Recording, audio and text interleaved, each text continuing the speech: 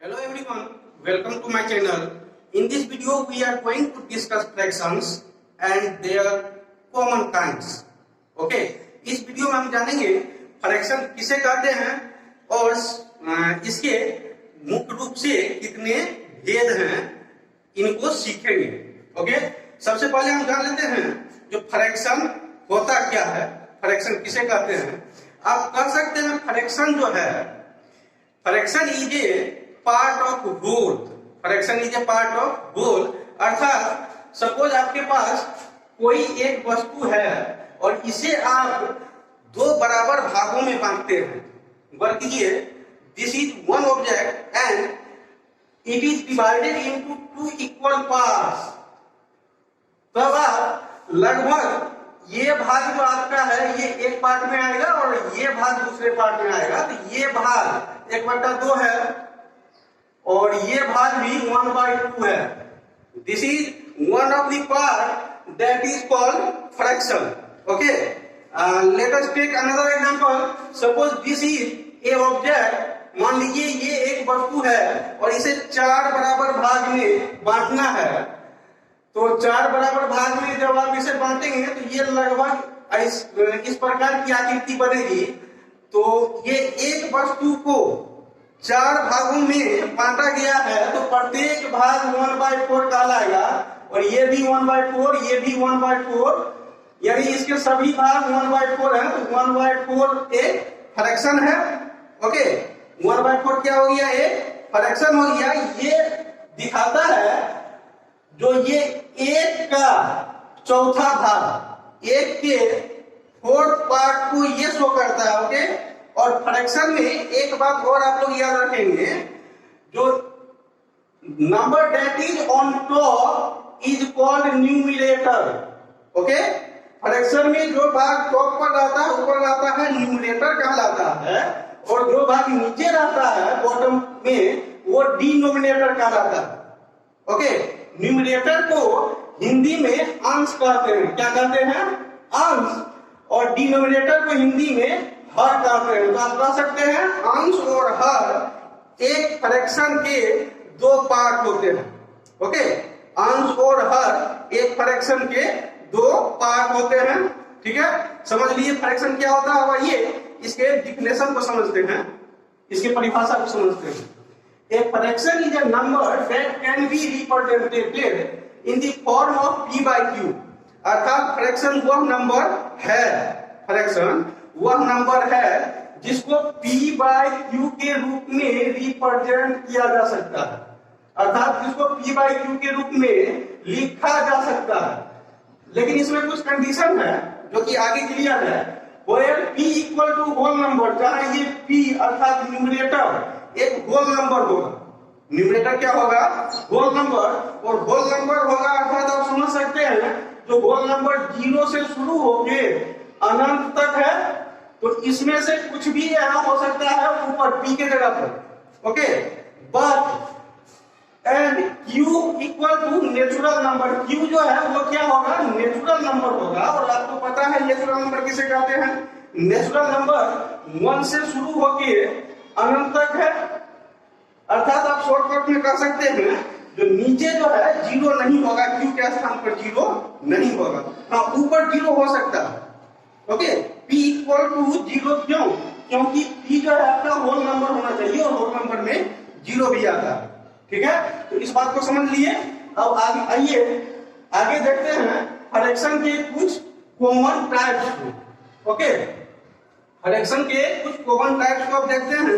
इसके लिए कुछ फ्रैक्शंस हम लिख रहे हैं बोर्ड पर और आप गौर कीजिएगा उसमें क्या सिमिलर है। Okay, like 1/5, 3/7, 2/11, all of these are fractions. Okay, and now take another group of fractions like 6/5, 11/7, 13/11, and notice here आप इस दोनों प्रकार में क्या समानता और क्या असमानता को नोटिस कर रहे हैं। जब आप इस ग्रुप को गौर से देखेंगे तो पाएंगे जो यहाँ n जो है n that is smaller than d। आप पाएंगे जो n जो है वो d से स्मॉलर है। दैट मीन्स इसका अंश छोटा है और हर बड़ा है।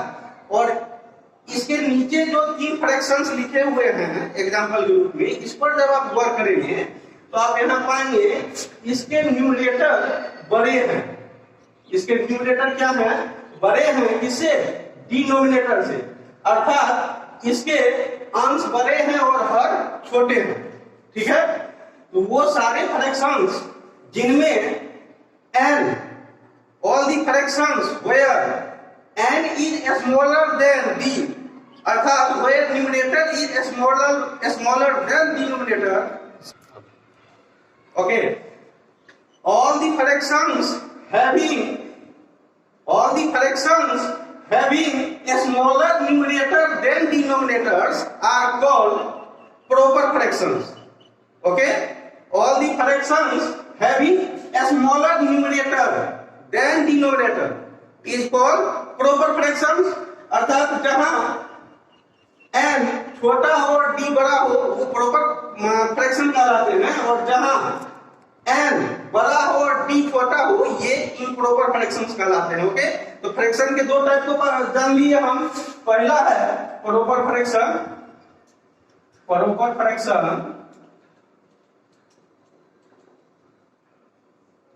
and the second one is improper fraction।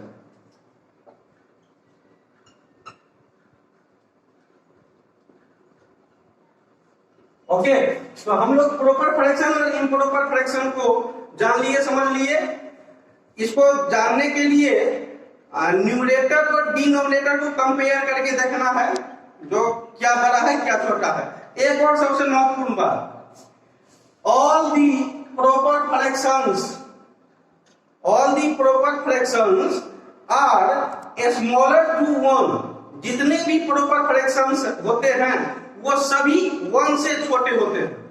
जितने भी प्रॉपर फ्रैक्शंस होते हैं वो सभी 1 से छोटे होते हैं, और जितने भी इम्प्रॉपर फ्रैक्शंस होते हैं ये 1 से बड़े होते हैं। ओके, तो प्रॉपर फ्रैक्शन और इम्प्रॉपर फ्रैक्शन को जानने के बाद अब हम एक दूसरे प्रकार के फ्रैक्शंस को जानेंगे। ठीक है, इसके लिए आप गौर कीजिए, एक नंबर है 6/5, इसको आप दूसरे रूप में भी लिख सकते हैं, और जब इसको दूसरे रूप में लिखिएगा देन इट विल बी 1/5। ठीक है, आप समझ ही रहे हैं, तो 6/5 को 1/5 भी लिखा जा सकता है। ठीक उसी तरह 11/7 को दूसरे रूप में लिखा जा सकता है, एंड इट विल बी 1/4/7। ठीक है, 6/5 और 1/1/5 का वैल्यू सेम है। ठीक है, केवल लिखने का ढंग अलग है।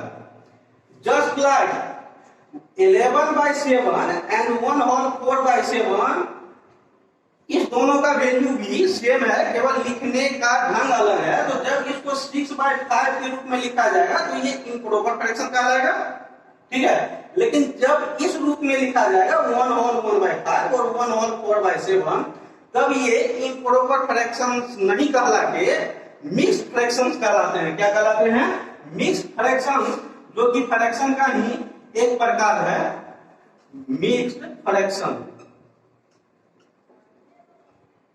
For example 1/1/5, 1/4/7 and 2/3/5।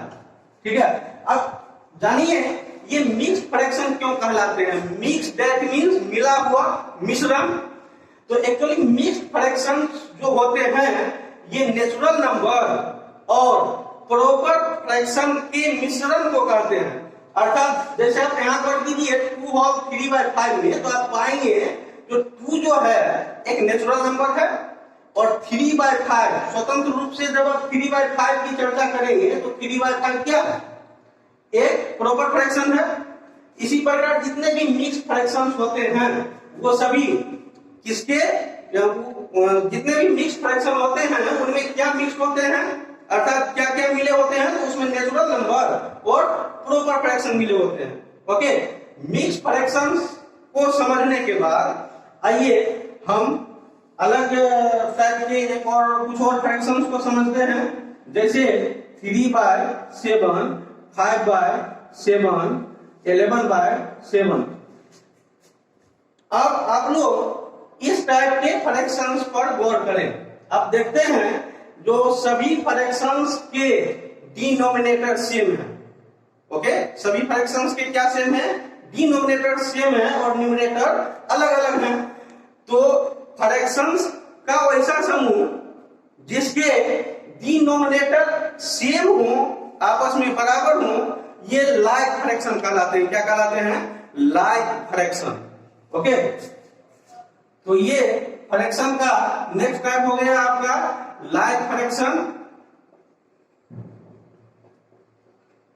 अब आप गौर कीजिए, कोई भी फ्रैक्शन प्रॉपर है या इम्प्रॉपर, केवल आप एक फ्रैक्शन को देख के बता सकते हैं जो this one is proper fraction और this one is improper fraction. पर कोई फ्रैक्शन लाइक है या नहीं, इसको जानने के लिए आपको फ्रैक्शन के एक समूह को देखना पड़ेगा, भले ही उस समूह में दो ही फ्रैक्शन क्यों न हो। मतलब किसी सिंगल फ्रैक्शन को देख के आप डिसाइड नहीं कर सकते हैं जो वो लाइक है या अनलाइक। ठीक है, unlike fraction is just opposite to like fraction. Unlike fraction जो है लाइक फ्रैक्शन का अपोजिट होता है। अपोजिट कैसे, किस मामले में, तो यहाँ डिनोमिनेटर सेम होते हैं और अनलाइक फ्रैक्शंस में डिनोमिनेटर डिफरेंट होते हैं। Okay, like unlike fraction.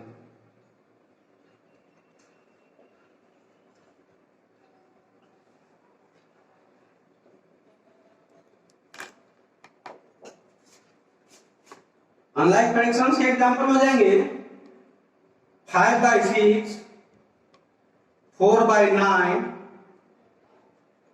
7/5। अब देख रहे हैं यहाँ इस ग्रुप में 3 फ्रैक्शंस हैं और तीनों के डिनोमिनेटर डिफरेंट हैं, इसलिए ये अनलाइक फ्रैक्शन कहलाते हैं। ओके, अब आइए आगे बात करते हैं इक्विवेलेंट फ्रैक्शन का। देखिए, समझते हैं इक्विवेलेंट फ्रैक्शंस क्या होते हैं। अब इन फ्रैक्शंस पर आप गौर करें। This is 2/3, 4/6 and 12/18। ये सभी फ्रैक्शंस आपस में इक्विवेलेंट हैं। ठीक है, बट कैसे आप समझेंगे जो ये फ्रैक्शन इक्विवेलेंट है या नहीं। सिंपल सी बात है, जब आप इनमें से किसी भी फ्रैक्शन को स्टैंडर्ड फॉर्म में लिखेंगे, अर्थात सिंप्लीफाई करेंगे या आप कह सकते हैं रिड्यूस करेंगे, तो 2/3 ही आएगा। ठीक है, अर्थात इक्विवेलेंट फ्रैक्शंस को जब हम रिड्यूस करते हैं तो सभी का वैल्यू सेम आता है। ओके, अब रिड्यूस करके देख लीजिए, 2/3 है, इसको तो और रिड्यूस नहीं किया जा सकता है। अगले पर विचार कीजिए, 4/6, इसको हम रिड्यूस कर सकते हैं। कैसे, 2 से न्यूमरेटर और डिनोमिनेटर में डिवाइड देके। ओके, तो जब इसके न्यूमरेटर में 2 से डिवाइड देंगे तो 2 प्राप्त होगा और डिनोमिनेटर में 2 से डिवाइड देंगे तो 3 प्राप्त होगा। दैट मींस इसका वैल्यू हो गया 2/3। ठीक है, अर्थात 4/6 का भी वैल्यू 2/3 ही हो गया।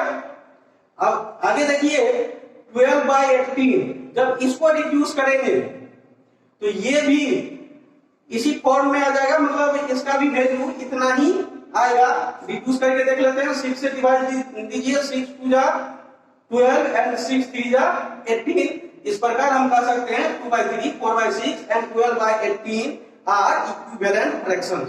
ओके, अब आइए डेसिमल फ्रैक्शंस को जानते हैं। तो डेसिमल फ्रैक्शंस क्या होते हैं।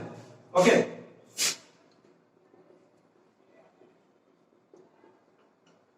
Decimal fraction 1/10, 5/100,